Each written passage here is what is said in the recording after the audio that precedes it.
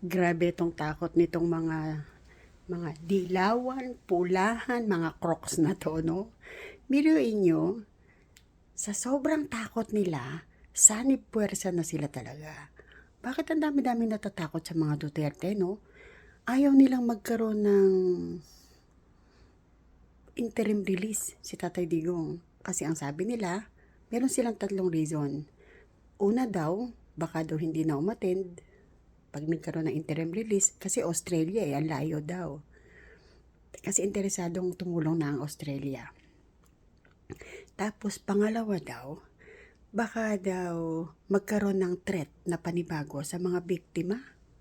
At pangatlo, kung ano man daw yung future na pinaplano pa ng pamilya, mapigilan na.